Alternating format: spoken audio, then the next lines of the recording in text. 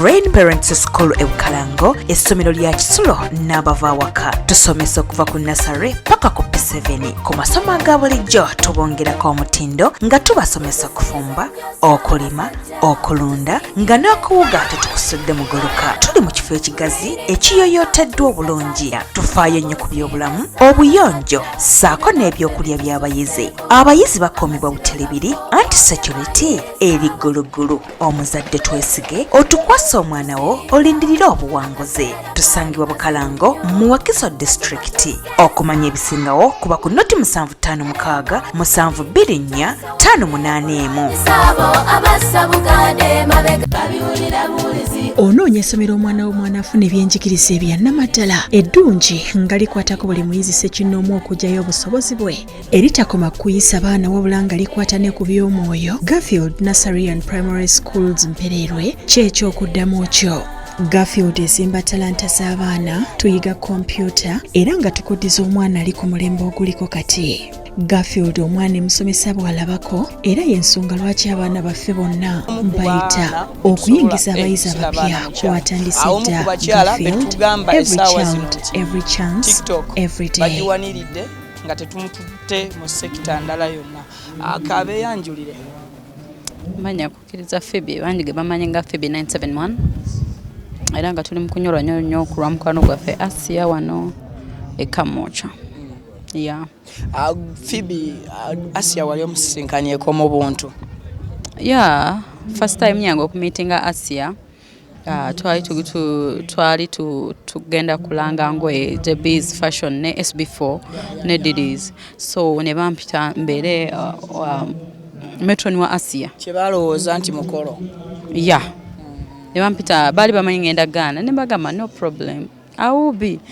Nembera metron wa Asia. It was my first time to meet Asia. Yeah. Mukaddako wamusinkanira. Asia wamulaba otya? Kiki kye wamuzuulamu okusinziira ku bye twafunye mu bantu ab'enjawulo bye bazze bazuulamu Asia? Gwe ki ekyenjawulo kye wamulabamu ba mu conversation gye mwanyumyamu naye? Asia ayina empisa, like she associate with people. Ayagala nnyo abantu ate ayina empisa ngambe nti abantu abawe ekitiibwa. Awa abantu ekitiibwa ensonga lwaki bamufuna ba SB4 ne bamuleta wano ng'awuliriza. Asia ye muntu kugame omuntu ayina empisa n'abantu abakulu namulaba namanya tono muntu mukulu nina omufukaamirira nga buli omu amurespectinga okitegeera nga ate awuliriza. Yeah. Abasinga bonna bagamba Asia ye muntu abadde takuyitako nga takusabidde. Yali akusabiddeko? Yeah.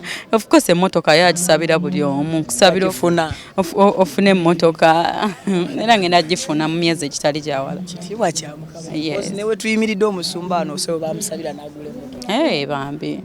I didn't know that. Kiki kyotagenda kwerabira ku Asia naddala gwe eyabeerako ko naye mu moment yali eyesanyufe gye twalowooza n'okulowooza nti gwali mukolo of which tukitegeeredde na wano nti yali promo yangoye. Ekyo kintu baali bakitegeera dda.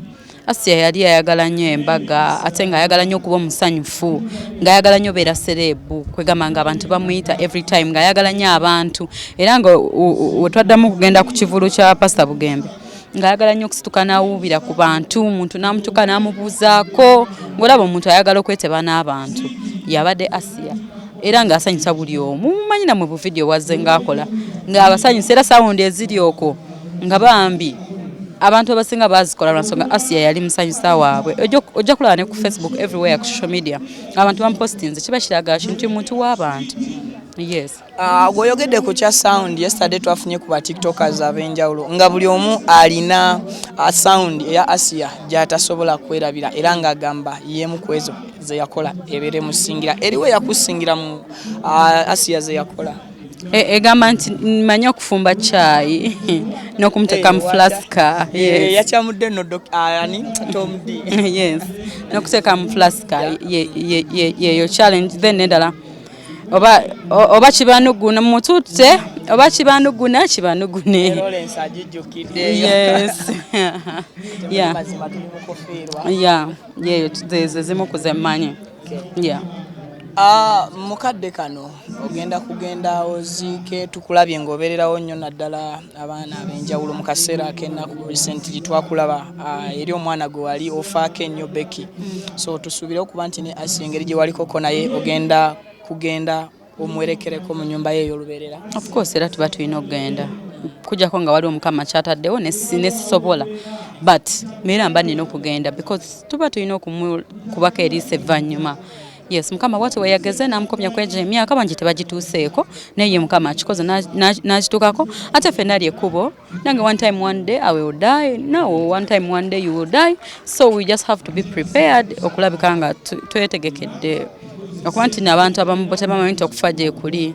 Yeah, they don't know that, but kino tekitwekangisa because jjajjawe yafa, mama we yafa, tulina kimanyira bumanyizi newankubadde okufa tekwekola ki.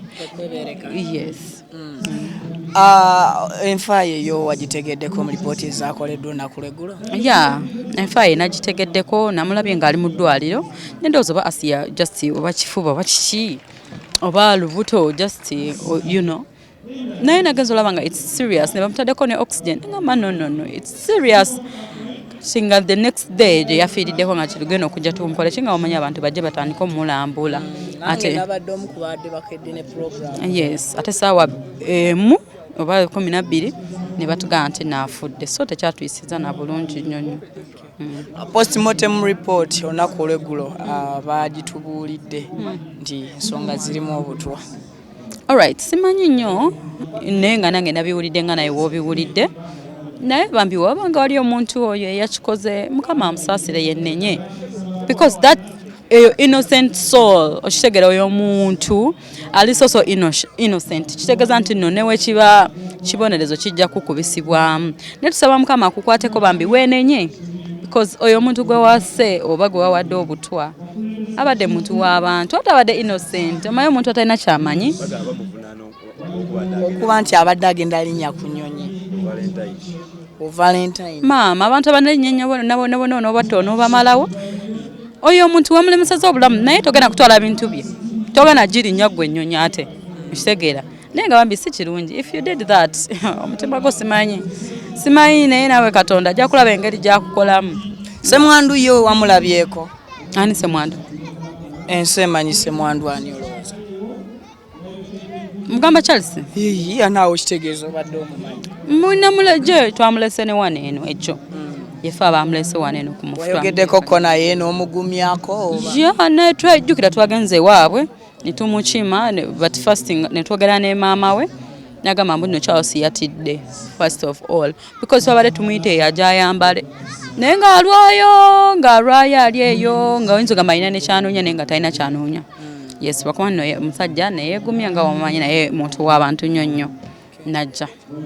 Ekiri mu bwongo bw'abantu eri Charles ne Asia omugenzi kati kyekibadde ekituufu okusinziira ku gwe yabeerakoko nabo mu kaseera kaalife ke tukujjukiriramu ennyo nga mwesaze engoye? Nedda ekyali mutegeera abantu we wanted to make them happy n'ekirala okubalaga nti nno basobola okwambala ne banyuma okitegeera because Asia abadde agenda kufa nga tayambadde n'ekyo kiteeteeyi and of course tulina abawala bamu abafudde ng'ekiteeteeyi takyambadde ate nga naye yali akyagala nnyo ekyembaga okitegeera but we had to keep them a distance tekiina kubeera because toyinza kuddira muntu atalaba n'omufumbiriganywa n'atalaba okitegeera. Yes, tekisoboka. Kakati Charles naye ne tumulaga nti naye asobola okwambala n'akola ki n'anyuma then n'omuwala naye ng'asobola okwambala n'akola ki n'anyuma nti nabo basobola okukola ki omukolo nti tebalina kusosolebwa nti mbo engoye teziriyo ezibambala ebyo tekibaddewo era ku muntu ategeera yakimanyi bulungi nnyo it's just a joke otegeera omuntu ng'otegeera ng'olina obwongo it's just a joke. Yeah. Kale obubaka bwe eri ba tiktokers okusako ne famire ya Asia? Alright, tusaasidde nnyo maama wa Asia ne taata we obulumi bwemuyiseemu bungi olw'omwana wammwe saba Mukama abagumye tewali kyakukola. Then ba tiktokers abali mu kwogera ebigambo ng'omuntu afudde because olina kyozza you're just hurting people, just keep quiet. Kintu kiyite just keep quiet. Kitegeera buli lw'oyogera ennyo oyonoona kola live oyonoona okitegeera because one time one day obuzibu bujja kugwewuwo okitegeera ate tutandika okujajinga olw'ekyo kye wayogera, so it's better omuntu waba afudde you keep quiet noleka abanoonyereza banoonyereze so sigwe kubanga goli neyo kusimu yo teyina nakyo. mbeera gy'oli kulaba wano mu kaseera kano? Ndaba solidarity. Ndaba nga abantu babaddewo ku lwa Asia. Yeah. Ani yali amanyi nti Asia ayinza okufuna this send off. Ffenna we tuli ku lulwe era tujja beerawo mpaka nkyakuze. Obubaka bwo obw'okusaasira eri family? Yeah, family egume.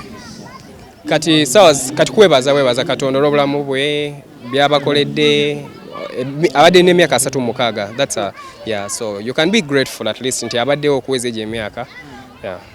Okufa kwe wakutegedde? Yeah, nakutegedde before yambikidde yankubidde esimu ku makya nangamba Asia avuddewo. Tenga Asia abadde ambassador waffe tubadde tumukozesa like ku marketing engoye zaffe ebintu ng'ebyo. Engoye ezayitingana. Asia mwamulaba mukyanjawulo ky'okulowooza nti agenda marketinga brand yamu? No, kati abantu nga Asia teri kyamaanyi kye batwetaagako, beetaaga ssanyu, beetaaga to feel worthy in society. Yeah, so kunoonya aba model, kunoonya abaani difference zero. At the end of the day twagala kulaga lugoye naye ng'omuntu okumuwa essanyu okumulaga nti wa mugaso mu society. Yeah. Tweyanziza.